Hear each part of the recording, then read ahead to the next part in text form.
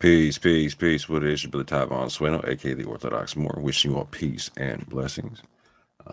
And this weekend, this show, I'm pleased to bring to you an old conversation I had with Bob the Builder a few months ago. It was a very lovely conversation about a new Christendom and a Sharia law concept from the Quran as well. And can they coexist? So I'm a Quranist. I don't take from the Hadith. I think they're fine as a historical source, etc. But I take the Bible and the previous scripture, and so we were able to have a very interesting conversation based upon that. And so I thought I would bring that to the people. I apologize for not bringing it out sooner. And Bob, I will definitely be linking up with you after this. I'll be sending you some emails, etc. Right after I had this conversation with you, my uncle passed, whom I was a caretaker of, and so a lot of things in life has changed since then. A lot of adjustments had to be made, etc. A lot of life was going on, but now I'm in a position to where I can dialogue on this more, because we were going to set up a dialogue after this conversation about me coming on his channel and talking about the hadiths and the reliability thereof, etc., why I reject them, etc., in terms of jurisprudence, etc. So I'm looking forward to actually setting that up with you. And Bob, if you haven't seen it, I just had a very interesting conversation with Chris at Speaker's Corner, having to do with the Islamic dilemma, and also some views that you and I were talking about and whatnot. So hopefully we can all dialogue and chat or something like that. You know what I'm saying? But without further ado, family, I'm going to share screen and let y'all see this dialogue here. And so I hope y'all can enjoy. Save it for another live stream. But yes, Joe, thank you so much. God bless you, and I hope you enjoy the rest of your evening. Oh, and by the way, I've got the full video link down below if you want to see the full conversation. I got Bob's channel link down below, etc. So go check that out if you are interested. And if you're also interested in conversations of what go on the Speaker's Corner with it, you know what I'm saying? Shout out to everyone in the Speaker's Corner, Hyde Park. Peace and blessings to you all. You too. Take care. Thank you. God bless everyone. So if you want to join the live stream at this point, the link is in the description box. If you come in, just to let you know, I'll bring you all on at the same time, and then we'll just have a conversation. But if you're not on topic, if you're not talking about the fullness of the Christian worldview, I'm going to ask you to make your way to the exit. So the link is in the decision in the box, and whilst people are deciding whether they're going to come on or not, I just want to give some of my own other reflections, which is that if Christians, living the life of a Christian is about world building, or it's about creating a different kind of society. And lots of Christians love the catchphrase, live counterculturally, but they never really think it out in practice what that looks like, except to just retell a story. If Christians, I'm going to throw out a whole bunch of countercultural things that we Christians need to embody in the way that we live. It's things like dressing modestly. It's the things like, being temperate in terms of our behavior. So that's things like, how we deal with alcohol, for instance, not getting drunk, not living hypersexualized lives like our culture does. It's things like, being pro-life, not pro-abortion, against IVF, adopting children, living together as a body of people where we are living out our own festivals in our own calendar, in our own rhythm of life, in a way that is distinct from the world around us, and being more concerned with the church and its work for the kingdom than we are for the state and whatever the particular state interests are. in which the individual sees the collective body as being more important than themselves, rather than seeing themselves as the all-important thing.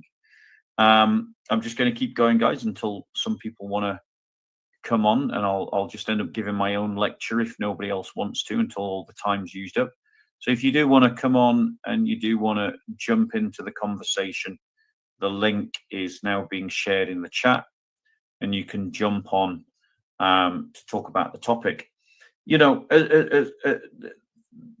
talked a lot about Christian markers, and we talked about the importance of being pro-life, pro-church, pro-family, but obviously there has to be the centrality of Christ in the markers of a Christian life, and to build this alternative culture, we've got to be able to build families, and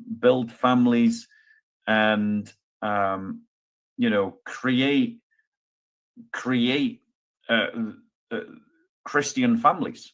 And we're not going to do that if we can't find one another, guys. And so as we're becoming a depleted population with fewer and fewer of us, it becomes essential for the rebuild, for us to be able to connect with one another, and to move closer to one another. Now we've got Fazl, hopefully I pronounced that name right, who's wanted to join the conversation.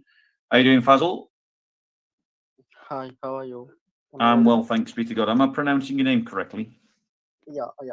So I think I'm a Muslim. So can Muslims join, or this is only for Christian history? I'm so sorry. Say again. You're very quiet. No, I'm sorry. I'm telling I'm a Muslim. So your channel is only for the Christians. So maybe like, am I okay? Yeah, this is a Christian channel. Yes, Fazl. Okay, that's mean. Am I okay to join, or? I mean, you're on, bro. you're on live, the live stream now. Okay. I mean, can I ask something? Yes, so long as it's on topic. Yes. On the topic. Okay. Let me ask you something. And you can decide whether it is on the topic or not. So one of the things I'm puzzled about Christianity is you don't follow the law, even though Jesus and even his disciple kept all the commandments. So kind of confused how you do not realize it is the Paul who get rid of the law, not the Jesus. So I think that's absolutely clear from the Bible and from the historical context. So that's what I don't know. That's why I don't understand. Okay, so Fazl, that's it's a tangent to the actual topic at hand. Okay. I'm not here to go over a refutation of the Dawa script. I do that all the time. But to deal with the question of law and to bring it back onto the topic, which is what we're discussing, rather than simplistic Islamic polemics, is that the law of God can be summarized by two key commands, and this is what Jesus himself said. He said, when he was asked about what are the greatest commandments, and he said to love the Lord your God with all your heart, mind, soul, and strength, and to love your neighbor as yourself. And he who loves his neighbor fulfills all the law. Because the dispute that Christ was having with the Pharisees was about whether it was about the ritualistic aspects of the law being in the foreground, or whether it was about the ethical conduct being in the foreground. And Jesus was definitely of the camp about the ethical conduct. Now, the law was given to the Jews. The Gentiles were never given the Mosaic law, and so they're under no obligation to follow the Mosaic law. But they are under the obligation to be like Christ, and thus to embody the ethical values and ethical conduct of Christ in their lives. Now, that works out in terms of individuals and nation states. It works out in two different but connected ways, because the way that you love your neighbor as an individual is that when they are, when their house has been robbed, you go in and you give them something to replace what's been robbed, and you bring them around some nice food to show them that they're cared for, and you comfort them. But the way that you love them in terms of a society is that you pass laws to create a police force that is equipped and governed as such to try and prevent the robbery in the first place. Both of these things are an expression of the love thy neighbor commandment. And so Christianity gives laws or gives guidance to society by which the Christian kingdoms serve as the madhabs of like the madhabs of Sunni Islam, whereas the madhabs invent Sharia law, because it's not in the Quran and it's not in the Hadith. It's the creation of the scholars. The Christian kingdoms serve that function. They create Christian laws and they give us guidance. And so Christianity really does speak into all aspects of society's governance, but it is not required of us to simply implement the Mosaic law, because as Gentiles aren't Jews, and the Mosaic law was not given to us.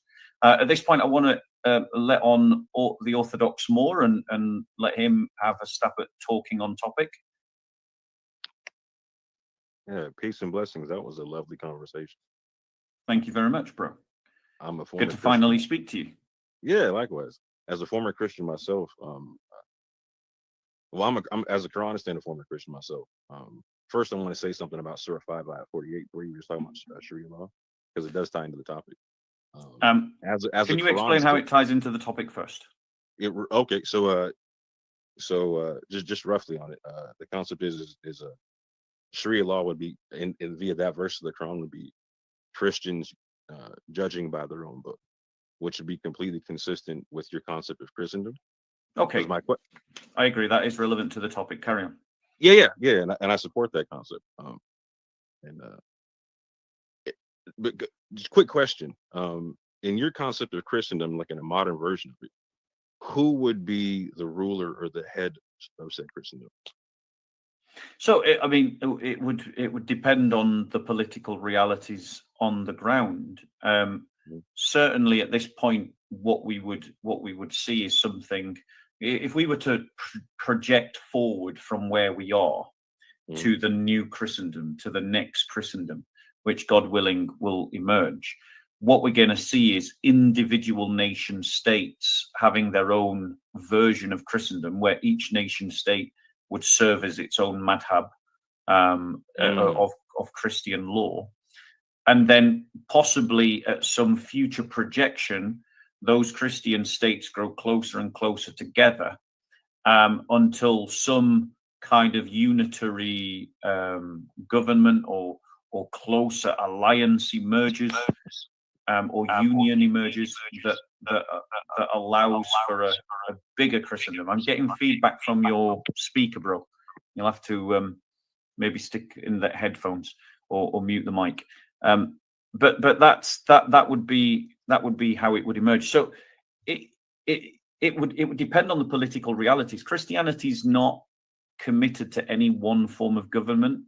So it could be that it's a dictatorship. It could be that it's a democratic system. It could be that it's some kind of oligarchy or feudal system or imperium with an emperor or monarchical system. Christianity doesn't so much give us a form of government as to tell us the story by which government should run, whatever the form of that government is. Does that make sense?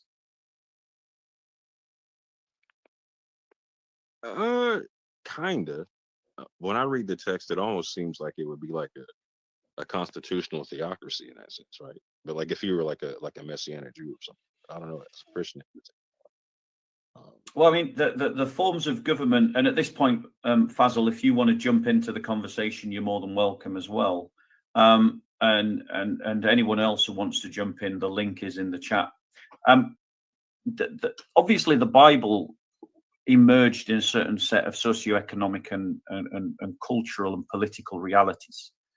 You know, and so you see certain different kinds of government and different emerge over the course of the biblical history. So you've got the judges of Israel, then you've got the kingdom of Israel, then you've got the kingdom of Israel and Judah, and then you've got the fact of Roman, or you've got the fact of Greco-Greek rule, and then rebellion against Greek rule or Hellenized rule, and then you've got the Roman rule, and you've got the Sanhedrin operating within the Roman rule, and so in all of those things, what has been consistent is God is still number one. And so as Christianity, as the church moves forward in history, we've had different kinds of government, and all through that time, you know, going right back to Judges to the present day, there's been different kinds of economies, you know, slave economy, feudal economy, agricultural economy, industrial economy, post-industrial economy. But again, God has been the number one. And so what's much more important for Christians is the story by which all these things operate, rather than the form in which it operates. And what tends to happen is that the story changes the form, and moves it around and molds it and influences it. And that's why, you know, the feudal system could not have emerged in Europe without Christianity. And it was a direct replacement of the slave economy, because slavery was so anti-ethical to the Christian system. And so this is the way that Christianity seeks. So to answer your question, there isn't who would rule or how would they rule. It is dependent on circumstances. It would most likely be, if it was to emerge now, it would most likely be some kind of democratic system that would then lead to a sort of open theocracy that would have a significant democratic element. Does that make sense, Orthodox Moor? Mm-hmm. Yeah. So just correct me if I'm wrong. Like, you would have no issue if there was like a monarchical Christian state next to a democratic republic Christian state, etc. Right? Correct. Correct. I would have no problem with that. Okay. Yeah, no problem at all. Fazl, are you wanting to jump in this, or is your contribution finished?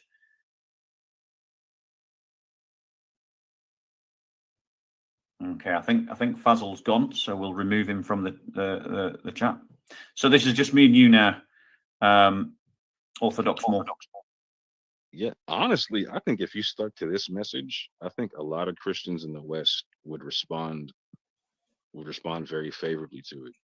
In America, I see a lot of Christians who are kind of yearning for kind of what you're talking about, like a more muscular Christianity, in the sense to where, and just a more authentic Christianity. Right? They're reading the book and they're looking at like in my country, God, we have over 600,000 people homeless. And if every church took in at least 2 people, there'd be no homeless people in the country, right? So there's a lot of Christians who are looking at things like that. Like, you know what?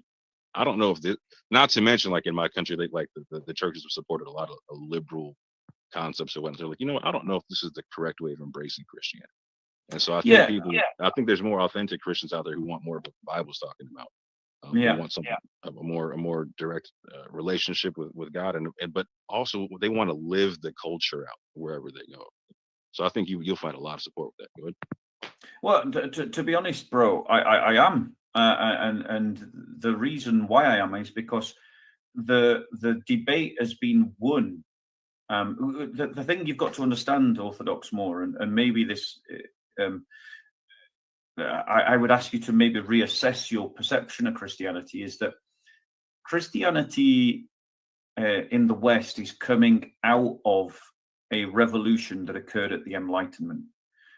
And as generation after generation keep studying the scriptures, they're rediscovering bits of the fullness of the Christian worldview that then become part of mainstream churchianity. And that has now built up to a point that the next layer that is emerging is this rediscovery of a Christendom, of a Christian civilization.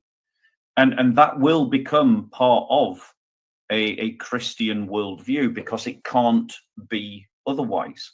And so what you are going to see is increasingly the emergence of a militant church that pushes forward for a new Christendom, because they are throwing off the Enlightenment. They are throwing off liberalism, because they're seeing through generational study that one thing after another is being unpicked. But the problem is there's always some churches that aren't doing that.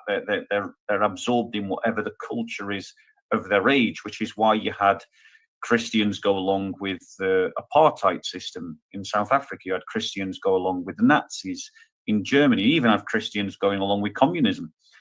And that's because there are some Christians that just don't have the wherewithal to recognize that their culture is not God, and that God has not necessarily sanctioned their culture. And you know, I would invite you to that kind of Christianity.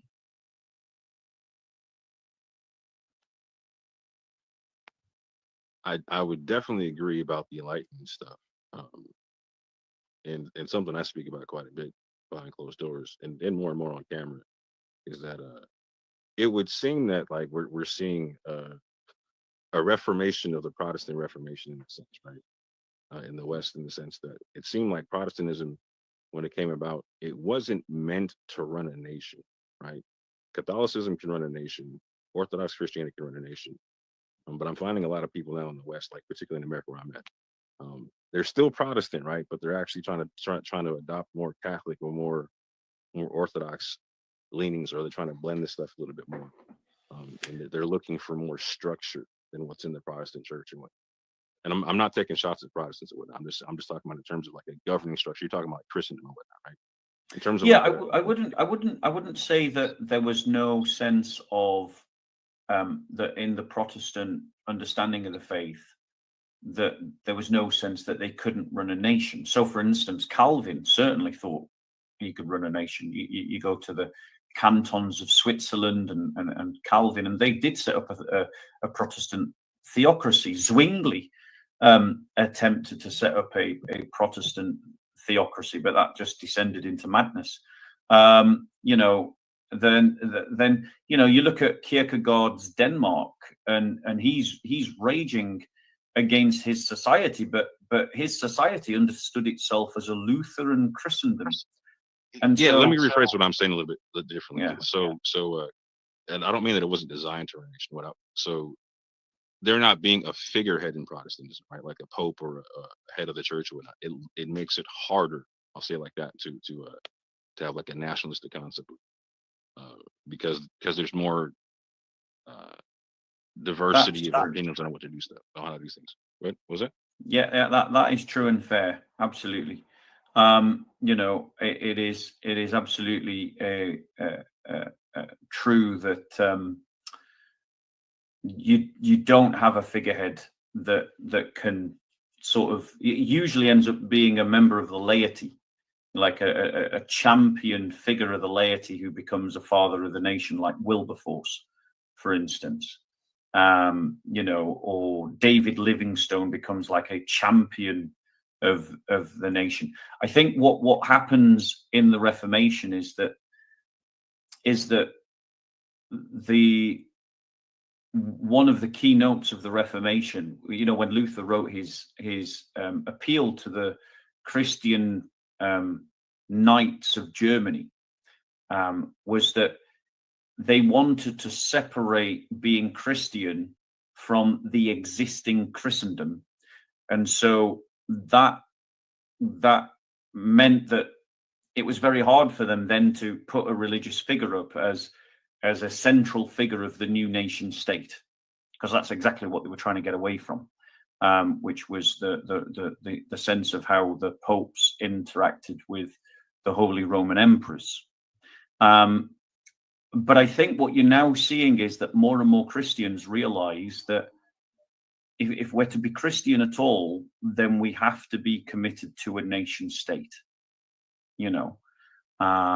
And yeah, it's something fundamentally important to us. I'm going to let on Monzo Mia, who comes in, just to let everybody know. Monzo isn't able to speak in the normal way. He has assisted communication, and so we're going to have to give him some time to communicate what he wants to say. Peace with you, Monzo. How are you? Hello. How are you?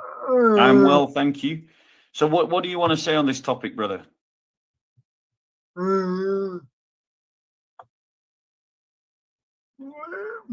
We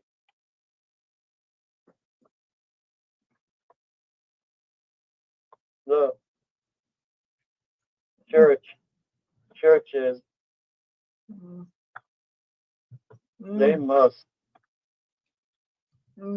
come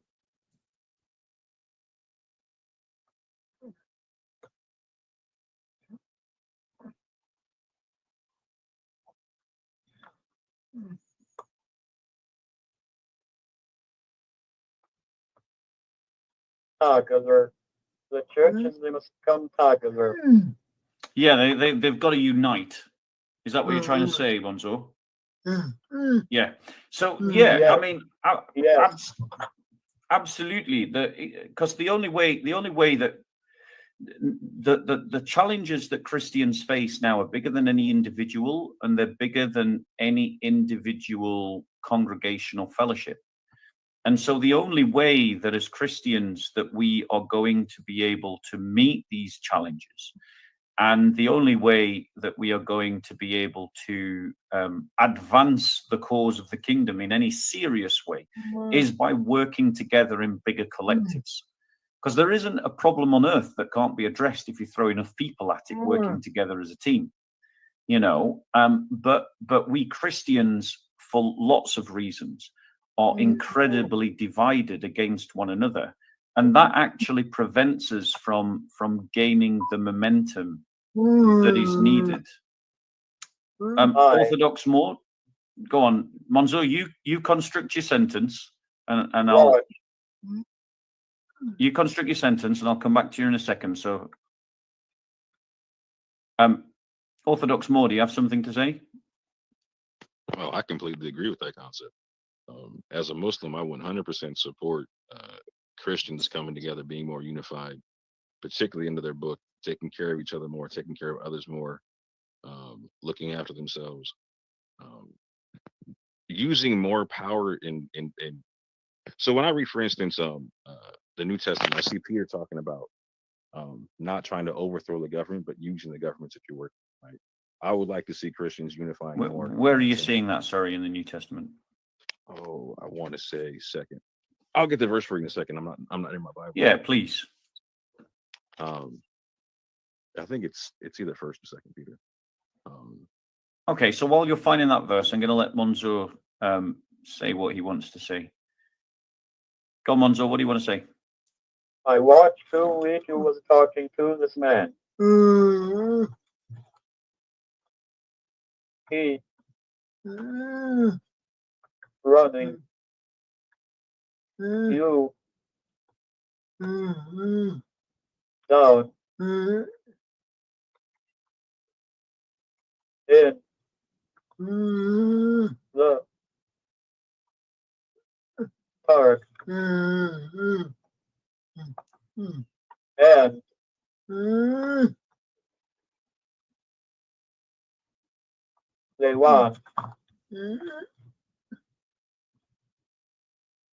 park and they want talk yourself. They should do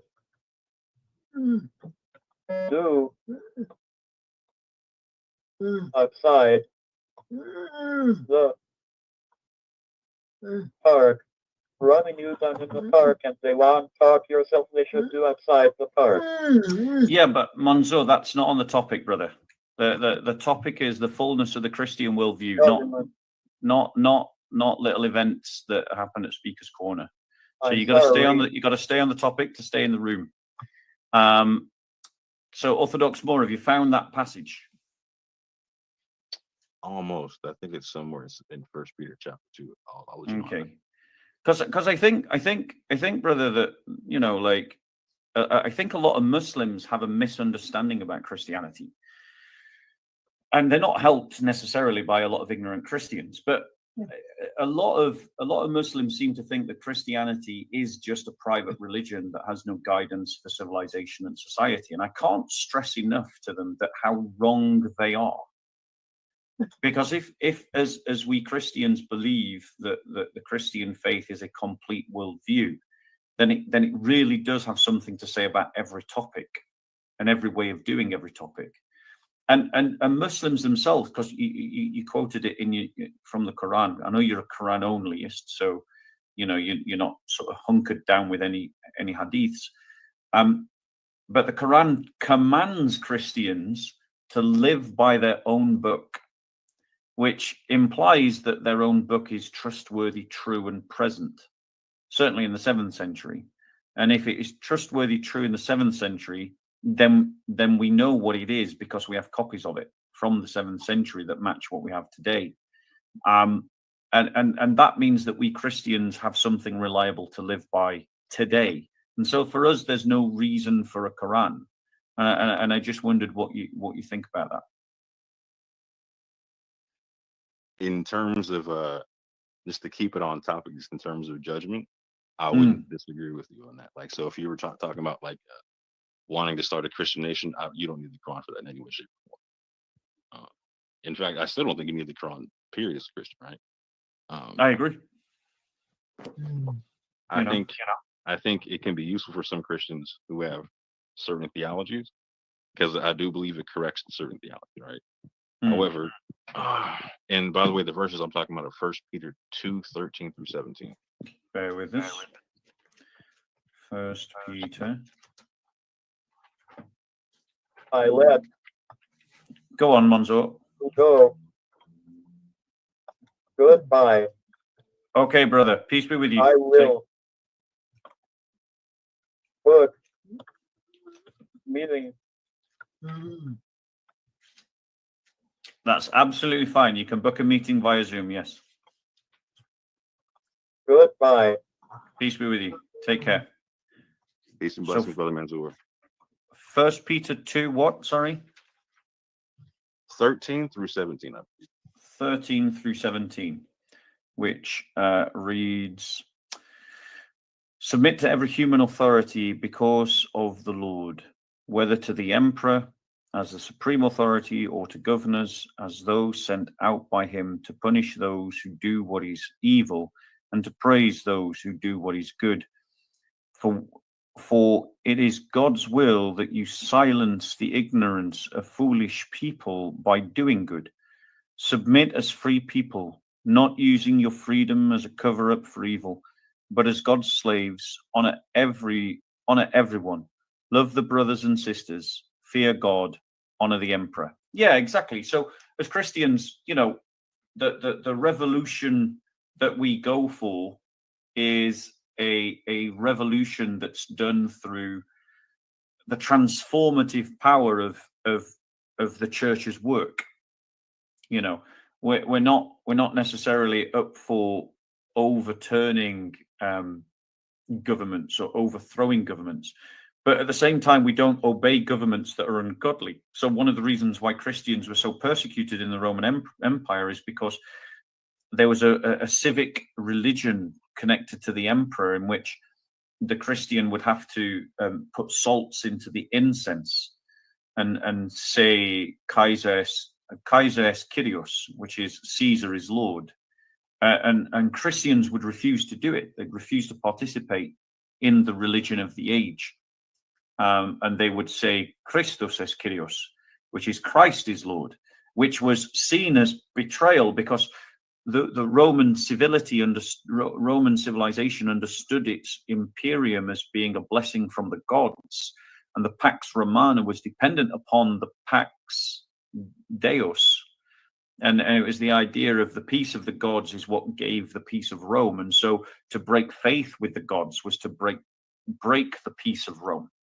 And this is why Christians were so persecuted. So even though Peter is saying to submit to every human authority because of the Lord, whether the emperor as supreme authority or to governors as those sent out to him to punish those who do what is evil and to praise those who do what is good, there is an implicit condition, which is that we can't go with the state when the state does evil, and we can't, but we can only go with the state insofar as it is doing good.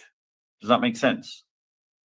No, facts, 100%. I agree with that. Anyone who goes on, who reads Peter further, goes on to talk about those who suffer as Christians under such conditions. So I completely. Yeah. I wasn't citing that saying that you have to submit to any kingdom. I'm saying that when you read that read everything in full context, that it goes along with what you're talking about in a sense. So you can have Christianity in any sort of structure you want to, as long as God is at the head. And Exactly. And in doing so, it shouldn't be seen in a way as overthrowing stuff, because like or even no matter what country you're in, you can submit to the laws of the country, right? And Insofar as those laws are good, yes. And so right, insofar exactly, and still stick. So for instance, like in this last election, you were going to vote for particularly, I believe it was like some kind of Christian party, right? Yeah, Christian People's Alliance. 100%, right? So that's what I'm talking about. Like that's within the laws of your country to form political parties, to do things like that, to be politically active with that. And I don't think most Christians understand that they're like the Bible allows them to be politically active as a Christian, if you want, right? Yeah, exactly. And but not just active, but active to a Christian end, to a Christian goal, to a Christian objective.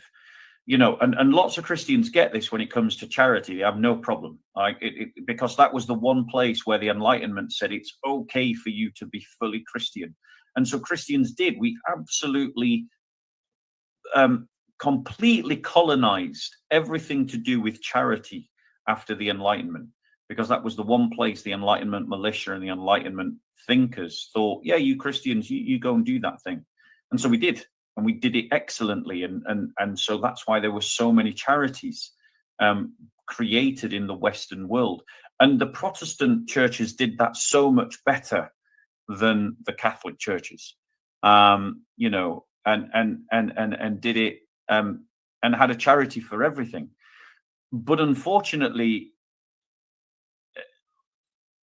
because the church foolishly accepted the settlement of the Enlightenment, which was to say that there were certain areas of life outside of the boundaries of Christian discipleship, so much of the rest of the world was unchristianized, and obviously you live your life in the fullness of the world, and so lots of Christians eventually became more and more like the world, and less like Christianity, and the church became like the world, and we gave up more and more of ourselves to the world. As Dr. Joe Boot said, you know, Kaiser became bigger and Christus became smaller.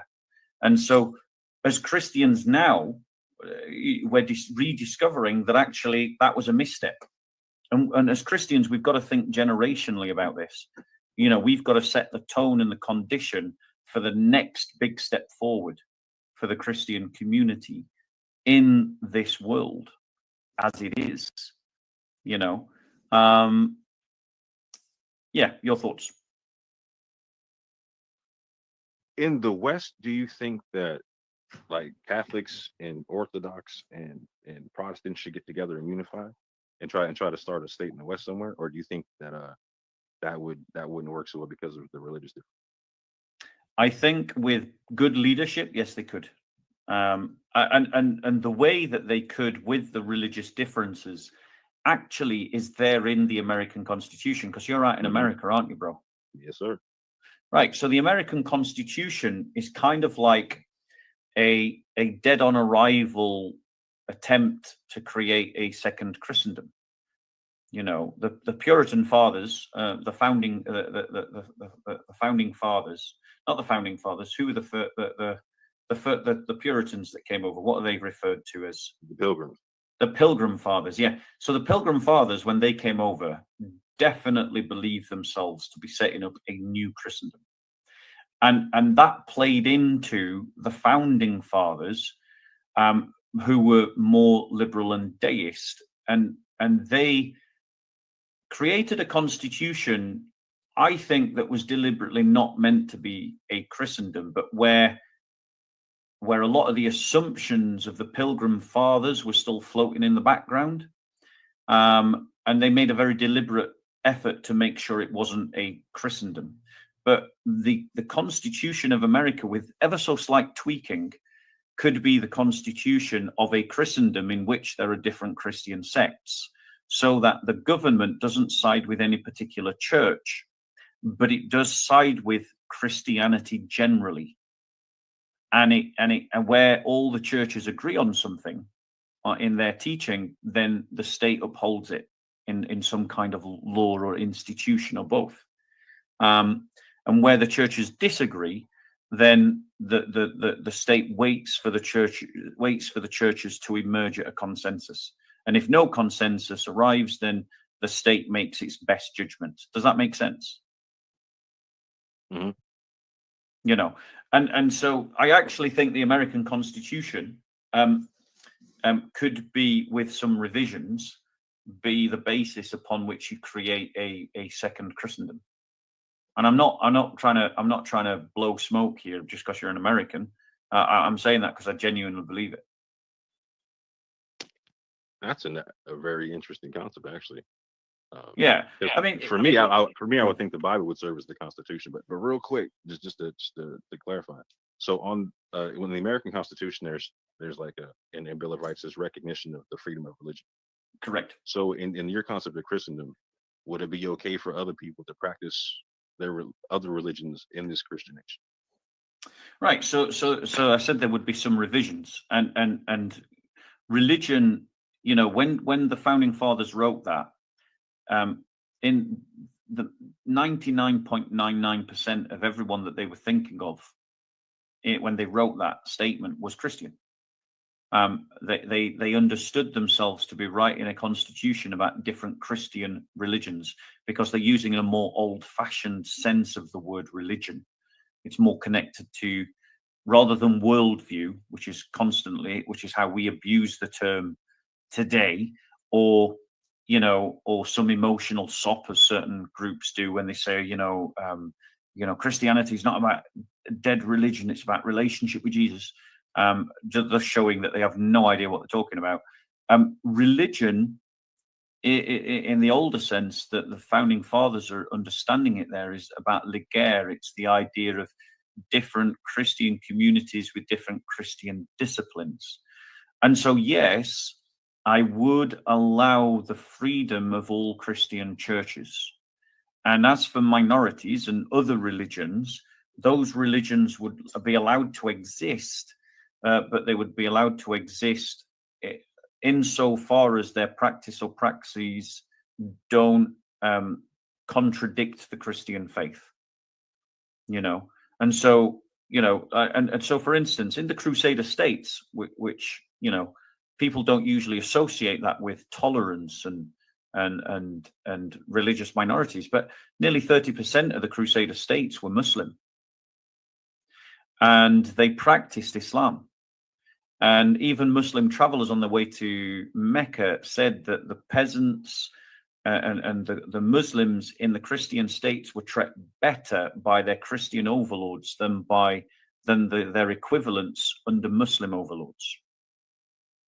And when King Louis returned from the Crusader states, he took with him thousands of converts from Islam to Christianity back to France, thousands of them, and they settled in France. Now, the reason why you can't spot their the reason why you can't spot their descendants completely integrated into French society, and they intermarried and intermingled because they integrated, because they had exactly the same beliefs as the rest of French society. And so there were Levantine Muslim background Christian believers who came in their thousands to settle in France. So a little known fact that people don't know who don't study the Crusades and Crusader history.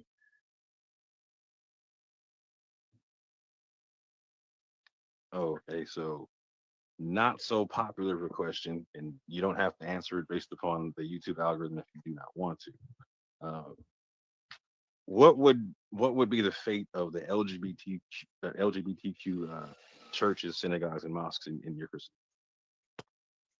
Well, I mean, for me, the minorities, like, so we've got to make distinctions between communities and ideologies. So LGBTQ ideology, the political activism and the political ideology, would obviously find it pretty rough handling in a Christian society, because we don't go along with any of what that politics stand for.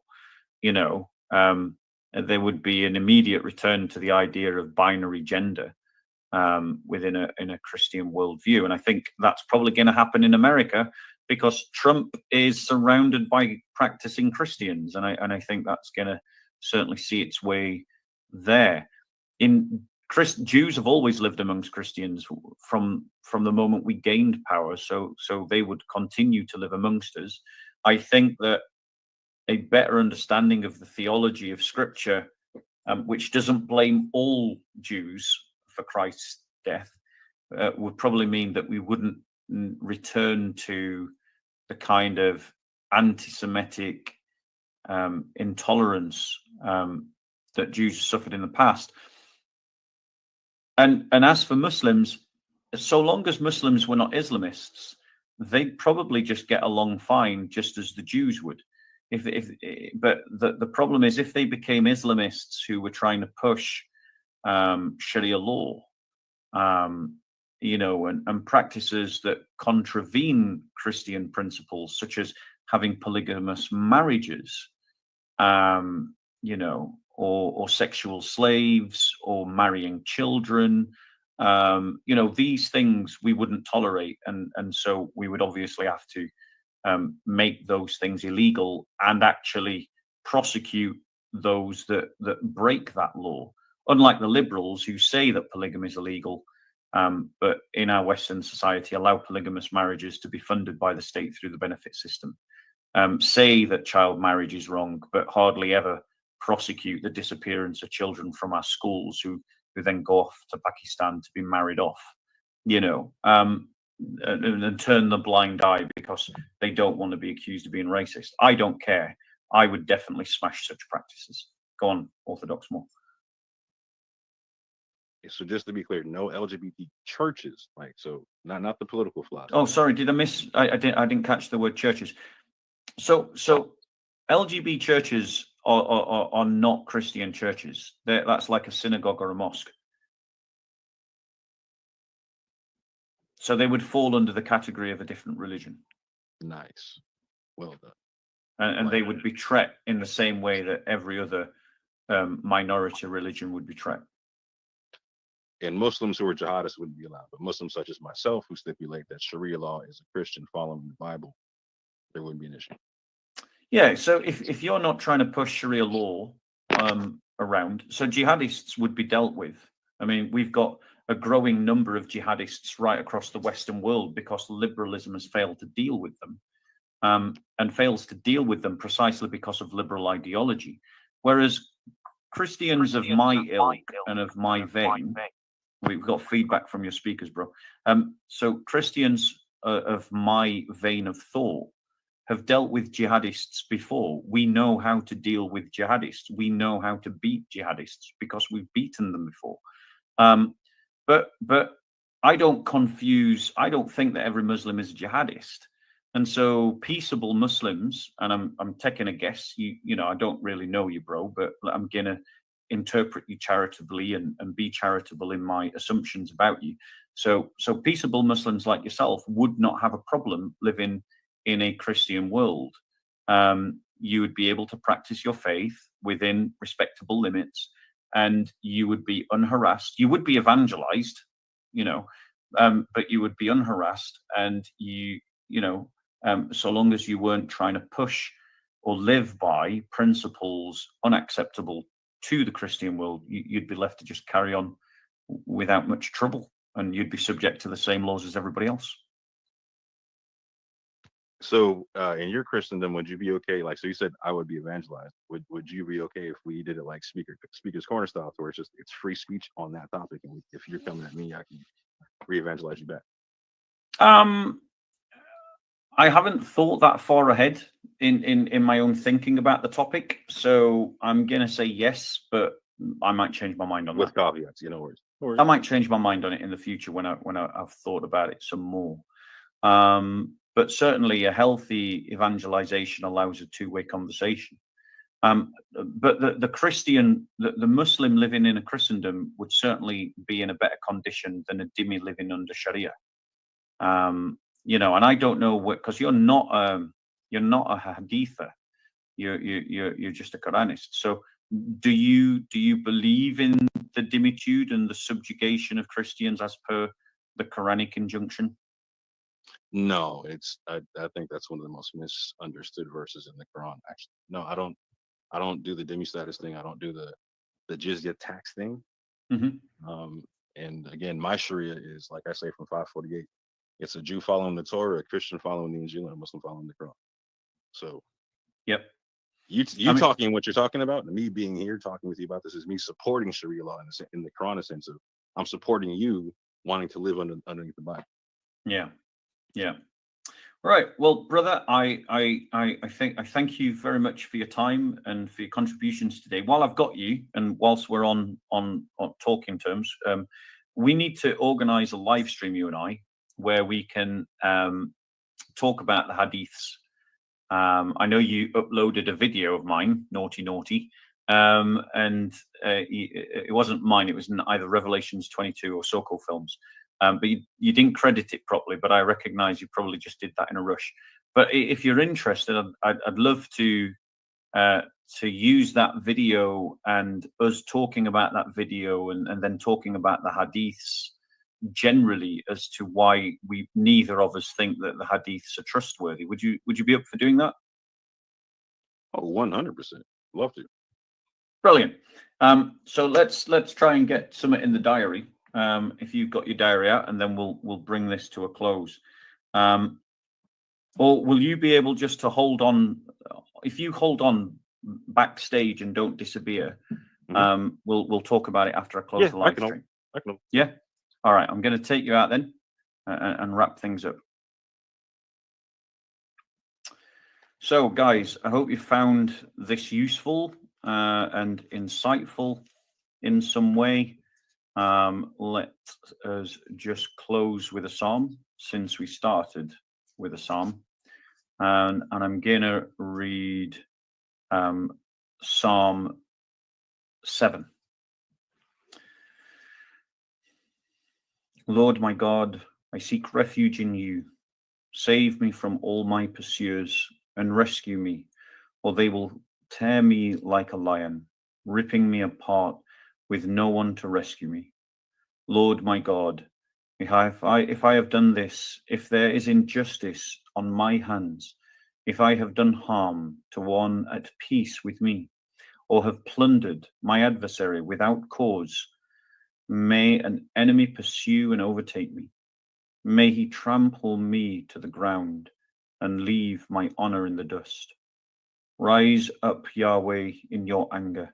Lift yourself up against the fury of my adversaries. Awake for me, you have ordained a judgment. Let the assembly of the people gather around you. Take your seat on high over it. The Lord judges the peoples. Vindicate me, Yahweh, according to my righteousness and my integrity. Let the evil of the wicked come to an end, but establish the righteous. The one who examines the thoughts and emotions is a righteous God. My shield is with my God, who saves the upright in heart. God is a righteous judge, a God who shows his wrath every day. If anyone does not repent, he will sharpen his sword. He has strung his bow and made it ready. He has prepared his deadly weapons. He tips his arrows with fire. See, the wicked one is pregnant with evil, conceives trouble, and gives birth to deceit. He dug a pit and hollowed it out, but fell into the hole he had made.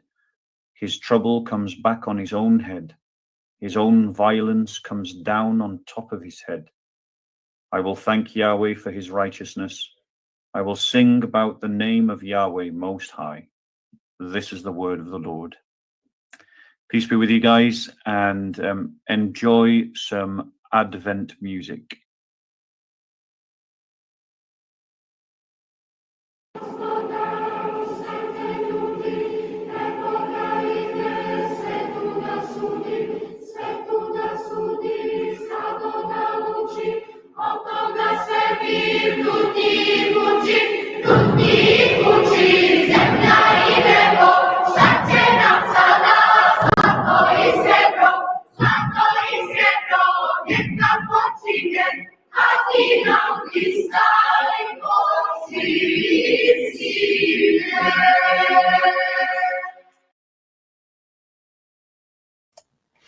So, hold on, let me bring myself back in.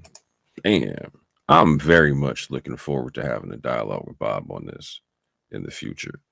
And he's probably going to be surprised as from what angle I come at this from, because as a Muslim, I'm very much so trying to get involved in this conversation in America, where I was talking about like a reformation of the Protestant Reformation kind of a concept, right? To where Protestants are starting to recognize that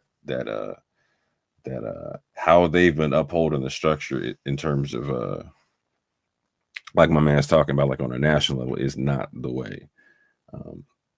I'm not a big supporter of Christian nationalism as incarnated in the West.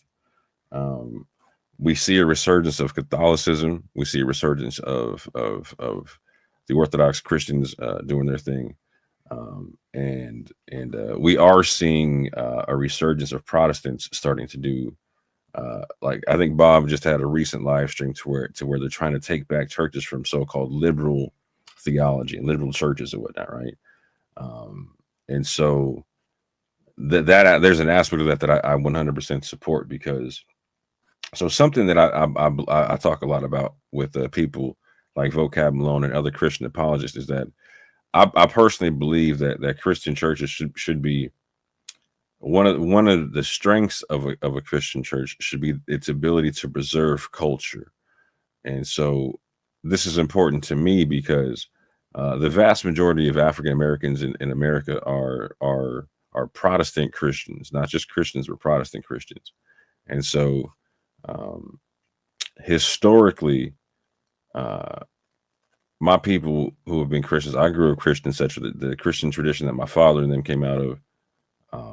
There's an interesting history with that overlays with what's happening currently within America, in the sense to where I try to tell people like America, England, etc. are probably going to be your two best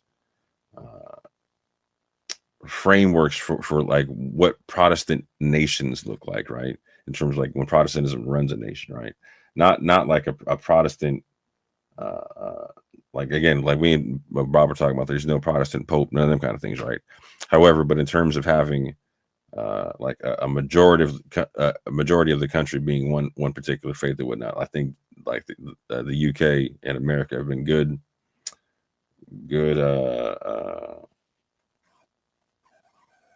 petri dishes for said concepts, right? And so to that end, we're seeing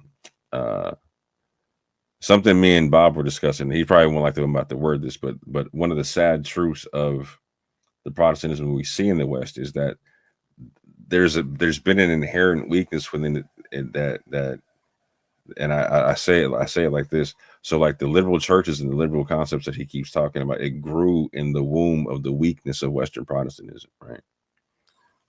One more time, all like the liberal concepts that he rejects, they grew within the womb of the weakness of Protestantism in the West.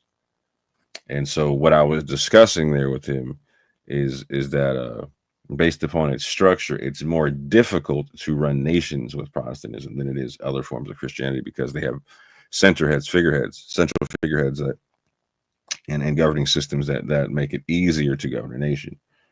However, so something I want to bring to the table in this concept is, so I come from like, so the people I specifically come from in West Africa, I can descend myself. I can trace my descendancy to the Senegambia and whatnot. There was an ancient Christian kingdom in West Africa called Takrur, and I'm going to share my screen a little bit, have a little bit of fun here. Cause why not, fam? We out here doing things. Why not? We out here, fam. We out here, fam.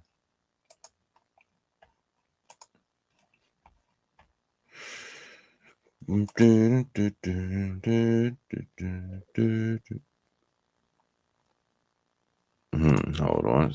The church and the government always end up intermingling in most countries, unless the church is incorruptible somehow. And so that's what I'm gonna talk about here, like how you stay separate from new things, but how you interact with this. Because we were talking about how in Peter, like how Peter talked about like being able to operate within the laws of the country for the sake of preserving said Christendom. Like, so that's what me and Bob were talking about and agreeing on, is that concept there, right?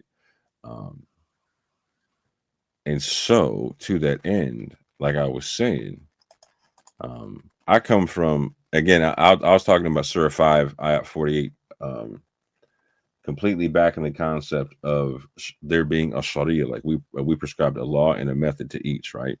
To each of you, right? Talking about Christians, Muslims, and Jews. And I was breaking down that basically via the Surah is talking about that Sharia law is meant to be Jews following the Torah, Christians following the Injil and the light of the Torah, and then Muslims following the Quran, right? But to what I'm talking about, like, so a lot of people think that African Americans just became Christians after they came to America in slavery, whatnot, right? I used to have that same thought process myself until I further did some research and learned that there was a Christian kingdom in West Africa. There was a few Christian nations in West Africa prior to slavery, whatnot. But there was a Christian kingdom of West Africa prior to colonialism as well. And so there was a chunk of Christians or a chunk of people that came to America from that specific part of West Africa that actually had this Christian nation that people descended from and whatnot. And so we see people that descend from this area of West Africa, and also Congolese Christians that came over as well in the slave trade, right? And what we see is that there was a unique Christianity that was able to be found amongst these people coming off the slave ship that was preserved in what I call the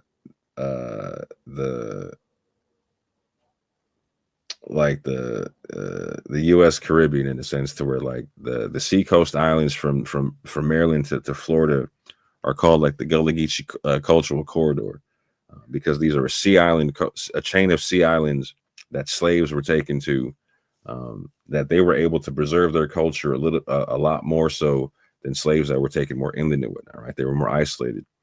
There's 4 months out of the year that slave owners and plantation owners, they left the islands because of the mosquitoes. They couldn't handle the mosquitoes. So the slaves had to self-govern themselves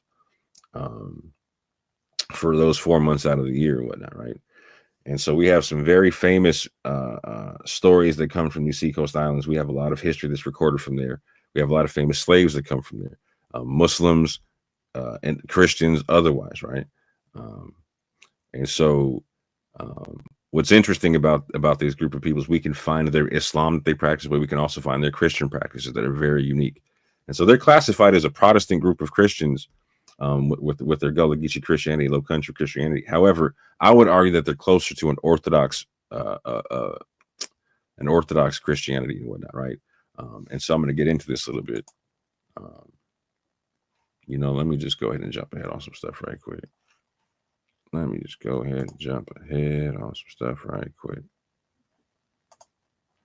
So I'm going to talk about some sources real quick to talk about that back of what I'm talking about. This will be interesting for people who are Christians in the UK who may not even know about this type of stuff, right? Interesting chat to start having the Speaker's Corner as well, right? Is the concept of there actually being Christians recorded in West Africa. Again, this is like 1324 AD, right? In the kingdom of Takrur, there's Christians being mentioned of again, and also running a gold trade in West Africa.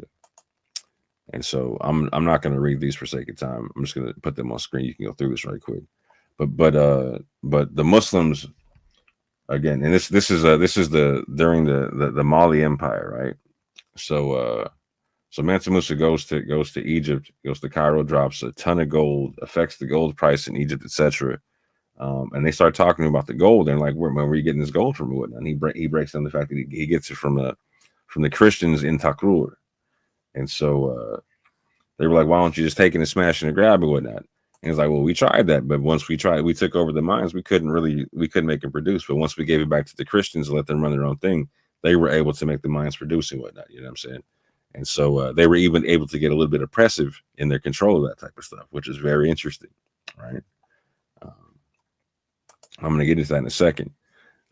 But bottom line is that it's recorded in the 1300s, a Christian kingdom of Takrur, within Arabic sources, right? So this is the corpus of early Arabic sources for West African history. This is Ibn al-Wadari recorded this story, right? Again, here's Takrur. Okay, like again, I come from the Senegambia. My people come from right here. You see what I'm saying? And so Takrur, it was part of the northern Senegambia and southern Mauritania. And so this existed throughout the Mali Empire. And again, people being Takrur or Takruri is a very well-known thing throughout the Sahel. In fact, Mali was even you'll see that they call the king of Mali, if I go back, that he's called the king of Takrur. And again, I asked the king of Takrur, right? You know, I will read this. I asked the king of Takrur, how is the description of the place where gold grows? I love how they describe it, how gold grows with you. He replied, it is not in the part of our land that belongs to the Muslims, but in the land that which belongs to the Christians of Takrur. So at one point in time, literally, like, now Takrur is the proper name of the Christian kingdom. The Mali Empire, like, it became synonymous with the name of the Christian kingdom. And why? Because they got the gold from the Christians, man. They got the gold from them, right? And so going further, we dispatch collectors to take from them a species of tribute due to us and obligatory upon them. It was a tithe. Just to be clear, it was a tithe. These are special lands, which, and again, you can consider it a jizya tax or whatnot. But I'll be able to show it when me and Bob talk about this. You can show like a tithing system from Spain all the way to Senegal and whatnot, right? We can have a very interesting dialogue about that versus the jizya tax and versus all kind of other stuff, right? But anyway, going further, these are special lands which put forth gold in this fashion. It consists of small pieces of varying sizes, some like little rings, some like carob seeds, and the like. Going forward, I said, why don't you take this land by conquest? He replied, if we conquer and take it, it does not put forth anything. We have this in many ways, but see nothing there. But when it returns, it puts forth as usual. This is a most amazing thing and is perhaps due to an increase in the oppressiveness of the Christians. So there was a Christian kingdom strong enough to flex on the Muslims a little bit because of their control of the gold trade. Craziness, man. Most people don't know this, particularly people who are West African, Caribbean, American, etc. Most people aren't aware of this. People know about Mansa Musa, right? But they're not aware of the Christians involved in him getting his gold. And again, that's the kingdom of Takrur or whatnot. Also, it says this, right? You can go to page 310 of the same book, right? Abu Abdullah bin Yahya al-Zuhri says that the people of the lands of the Sudan, whose capital city is Ghana, right? The Sudan, again, there's an eastern and western Sudan, i.e. the Sahel. And in the western Sahel, again, the capital city is Ghana. The Ghana Empire, I'll show you in a second. That's Mali. It's Mali, Mauritania, Guinea, etc. Formerly professed Christianity until the year 1076, 1077, when they turned Muslims and became good Muslims. So again, we have Christianity within the Ghana Empire prior to being in the Mali Empire. This is a consistent thing, right? And again, this is the Empire of Ghana, right? So why am I showing this, right? So I'm interested in the concept of cultural preservation because these people practice a very particular form of Christianity. I've talked to Christian scholars on this channel. Shout out to Dr. Vince Bantu.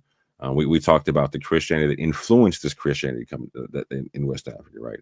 We talked about the Berber Christians. We talked about the Ethiopian Christians. We talked about the Coptic Christians, et cetera, et cetera, et cetera.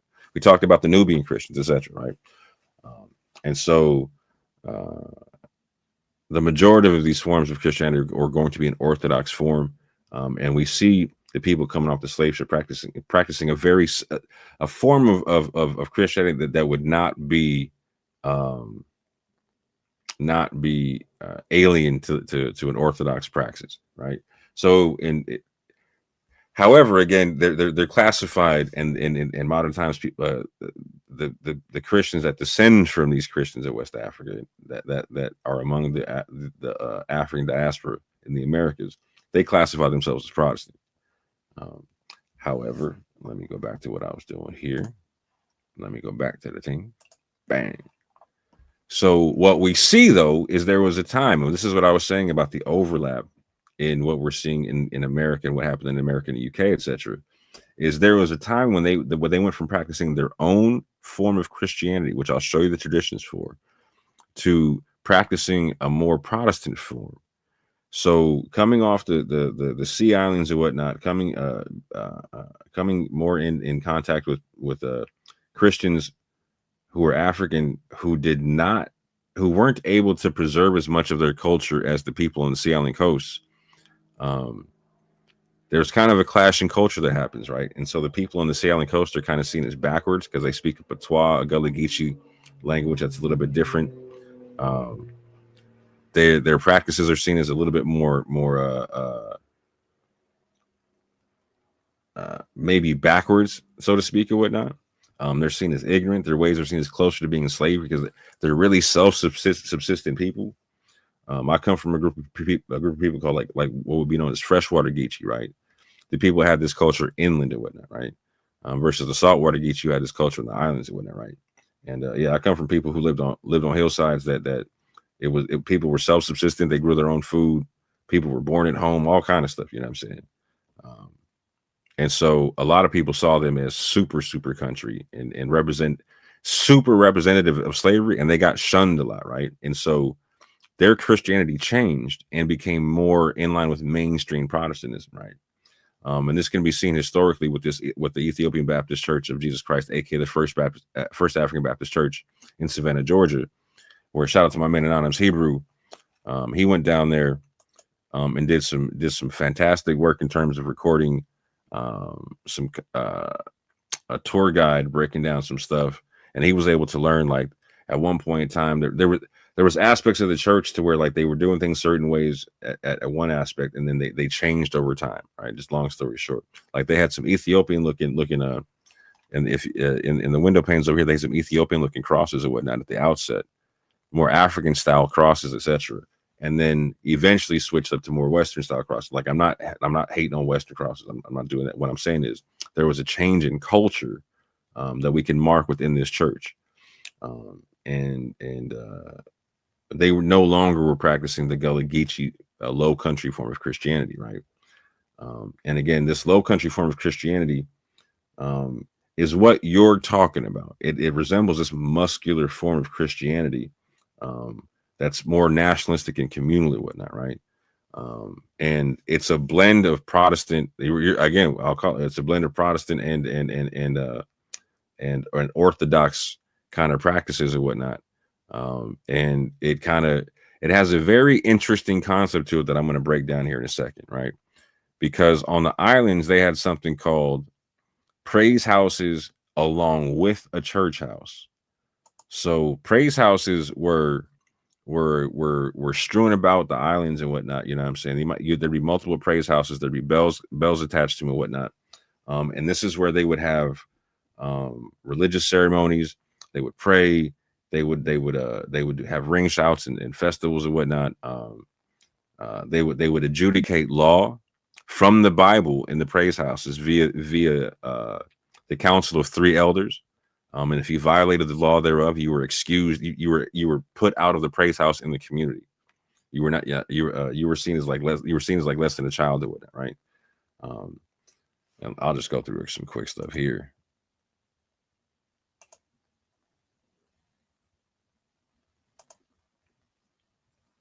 Oh, where am I at? Let me find the right one. Yeah, so we were able to we were able to document a lot of good stuff from these people with it, right? In terms of like their practices. And yes, they'd had a very unique set of Christian practices and whatnot. So they prayed 3 times a day facing the east, doing the Lord's Prayer. And this is separate from a lot of people talk about them having Islamic influence and whatnot, but and I'm sure they did. However, this is separate from what we find the Muslims on the same islands doing, to where they're standing, bowing, and prostrating 3 times a day, also facing the east, but they're doing it on prayer rugs, speaking Arabic, etc., whatnot. The Gullah Geechee were doing. They've literally they recite the Lord's Prayer in their own dialect of English or whatnot, separate from what the Muslims do in Arabic or whatnot. Right? So this is very like with Ethiopian Christians or a bunch of other Christians like Coptic, you're going to see standing, bowing, prostrating forms of prayer, not uncommon to African forms of Orthodox Christianity, right? They had harvest festivals, aka crop suppers and whatnot, very similar to what you see in the feast in the Bible, whatnot. And what's very interesting about that is, let me just do it like this. Yeah. They would bring, now the difference between the praise house and the church house. Now the church house was interesting. This was a central thing here, right? So we would have multiple praise houses on the island. You might even have multiple church houses on the island, right? And I'll break that down in a second. But what happened is the members of the different praise houses and the church house, they would bring their harvest or whatnot to the church house, not the praise houses, but the church house. And they would divvy the food up amongst everybody. So everybody got a piece. Everybody got a piece. And this also goes into something that they were very big on, which was communal aid societies. They helped bury each other. They helped take care of each other when they were sick. They helped, and they were paying for this together. They would put in the communal pots of money to do so, right? All the churches were putting into communal pots of money to do so, to take care of orphans. It set all kind of stuff in. And on a communal level, when it came to, and I'll show this here. Let me go back so you can see this.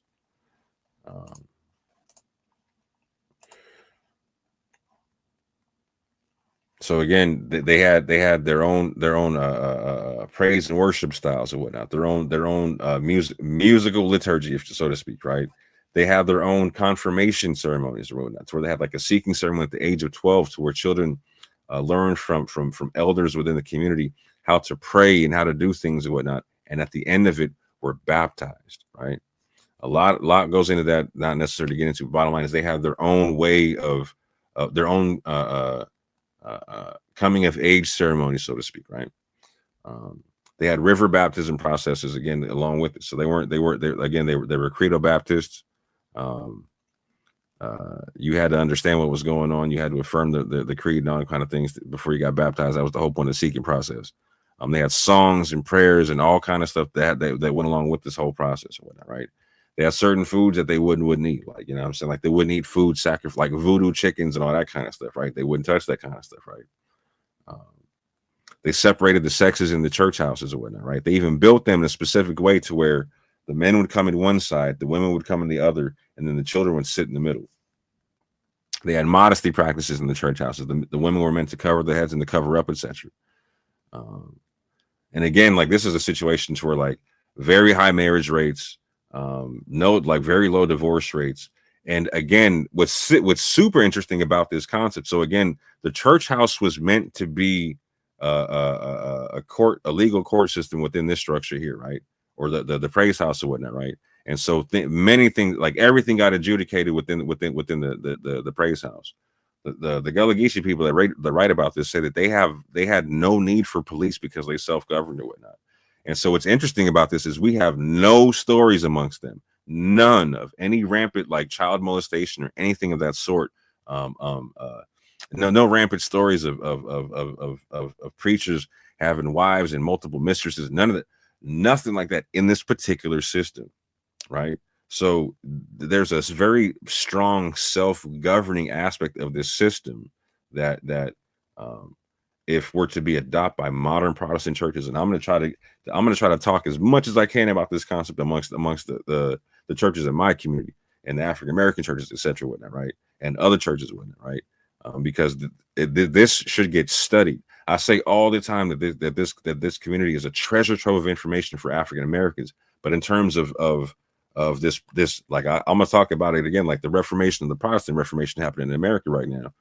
It's a treasure trove of information because they blended Protestant and Orthodox concepts together and were able to come up with this very unique form of Christianity that would survive very well in modern Protestant circles and whatnot, and would strengthen the way they worked, because again, they had this central church system, but this dispersed praise house system.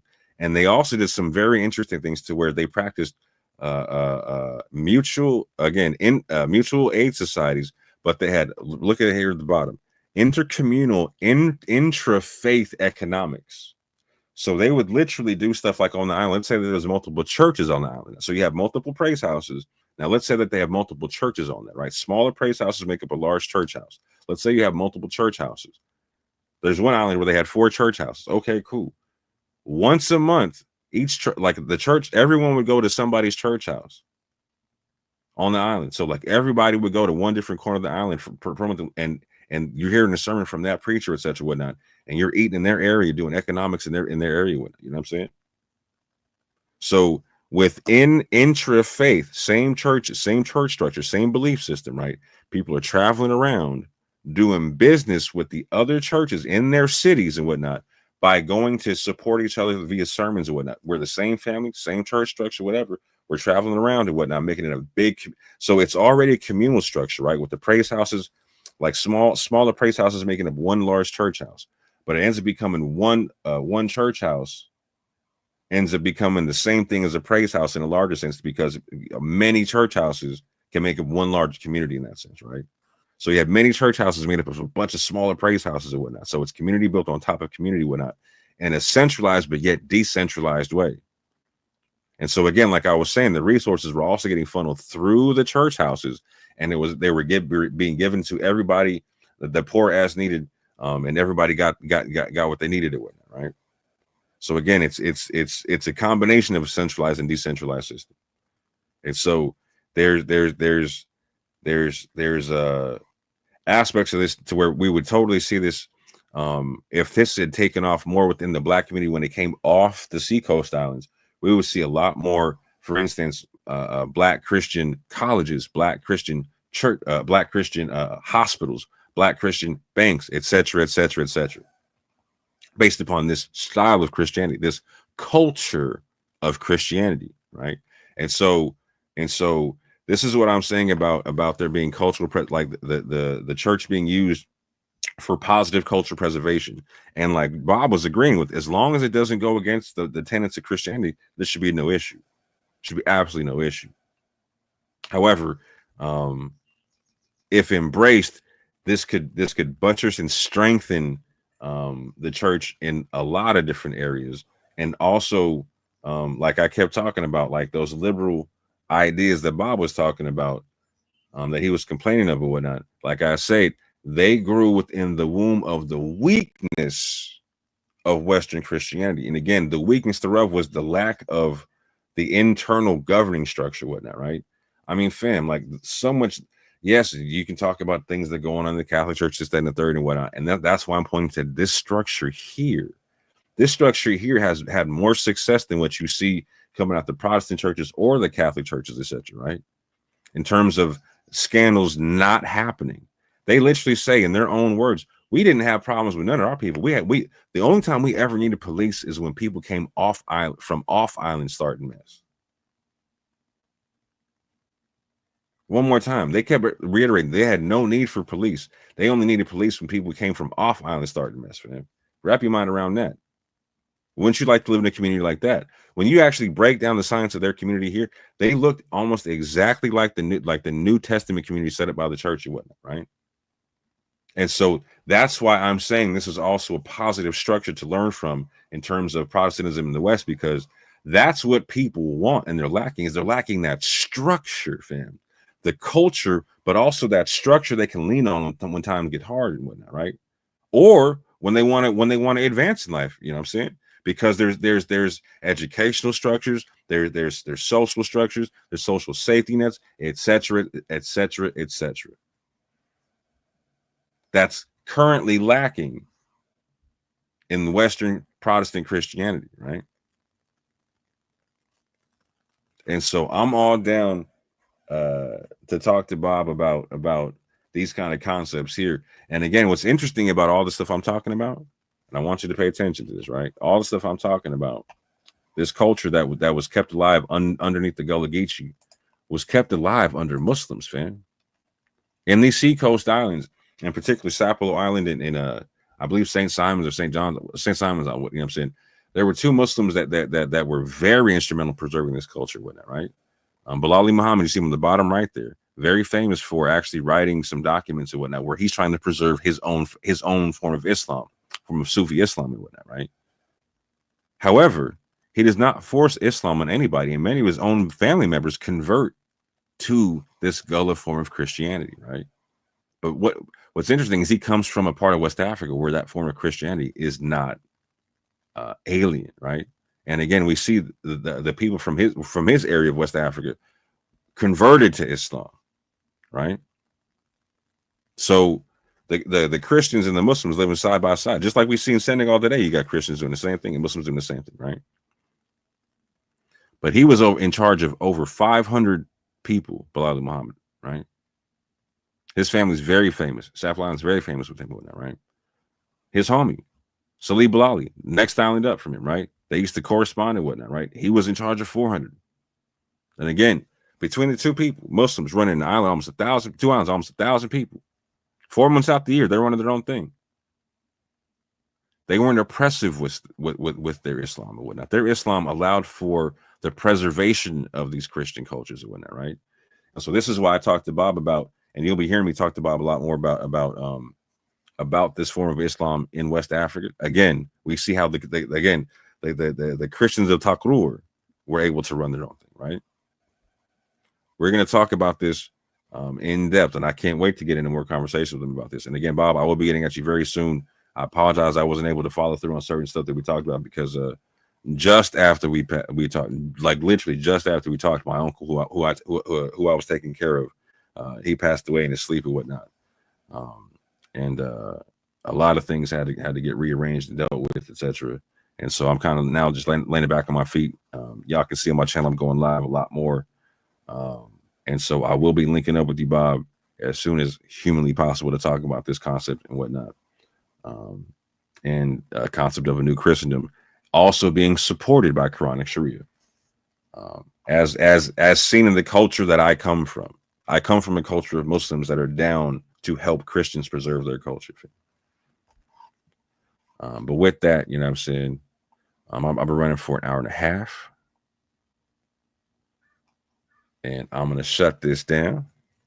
And since Bob, he shut it down on the song, I'm going to shut it down on the song myself from this said culture that I'm talking about. You know what I'm saying? Shout out to Low Country Christianity. And with that, family, I say peace and love.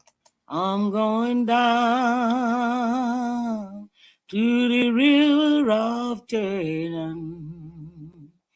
Yes, I'm going down there for myself. There's nobody else that can go there for me. I'm going down there for myself. Oh, I got to stand my test in the judgment. Oh, I got to stand it for myself.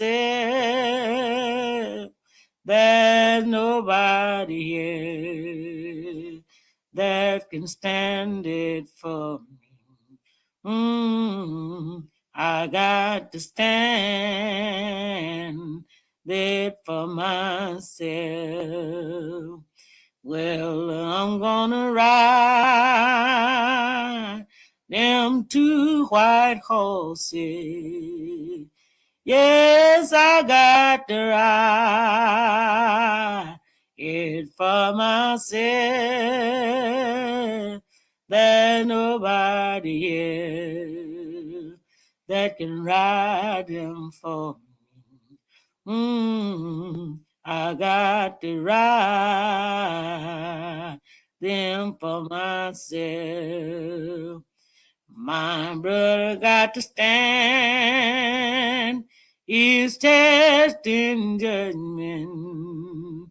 Oh, he got to stand there for himself. There's nobody else that can stand it for me. He got to stand